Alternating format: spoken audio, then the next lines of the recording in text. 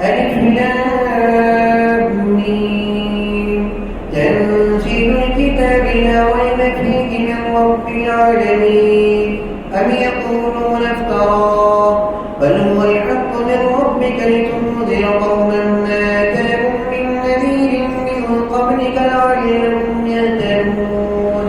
الله الذي خلق السماوات والأرض وما بينهما في 6 أيام ثم استوى على العرش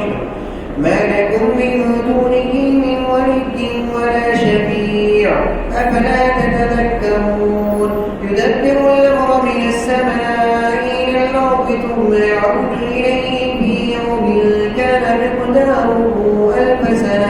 1000 سنة مما تعدون ذلك عالم الغيب والشهادة العزيز الرحيم الذي يحسن كل شيء خلقه وبدأ خلق الإنسان من طين ثم جعل نسله من سلالة من ماء مهين ثم سواه ونفخ فيه من روحه وجعل لكم السمع والأبصار والأفئدة قليلا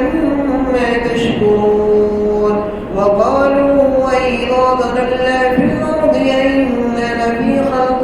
جديد بل هم بلقاء ربهم كافرون قل يتوفاكم ملك الموت الذي وكل بكم ثم إلى ربكم ترجعون ولو ترى إذ المجرمون ناكسوا رؤوسهم عند ربهم ربنا أبصرنا وسمعنا فارجعنا نعمل صالحا إنا موقنون ولو شئنا لآتينا كل نفس هداها ولكن حق القول مني لأملأن جهنم من الجنة والناس أجمعين فذوقوا بما نسيتم لقاء يومكم هذا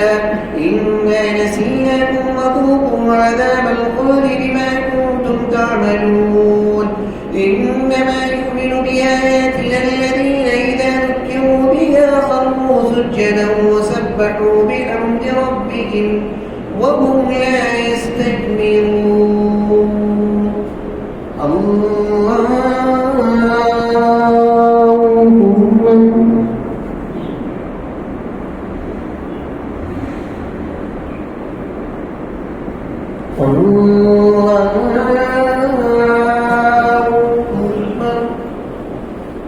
تتجافى جنوبهم عن المضاجع يدعون ربهم خوفا وطمعا ومما رزقناهم ينفقون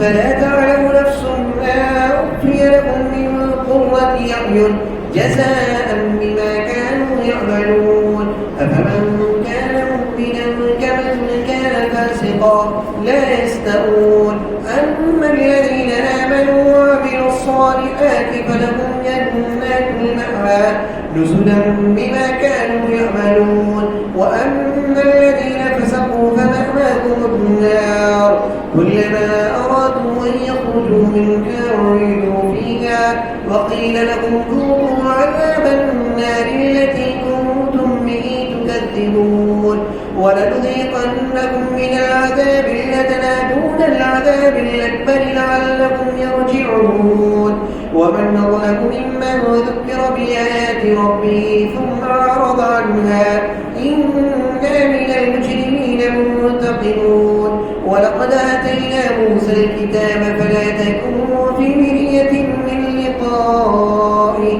وجعلناه هدى لبني إسرائيل وجعلنا منهم أئمة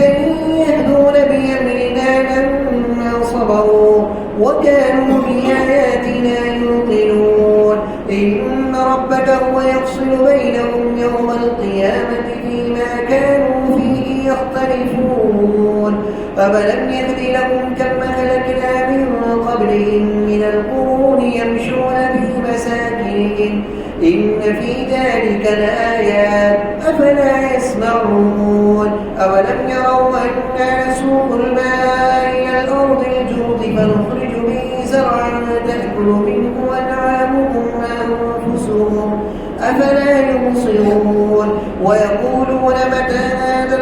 إن كنتم صادقين قل يوم الفتح لا ينفع الذين كفروا إيمانهم ولا هم ينظرون فأعرض عنهم فانتظر إنهم منتظرون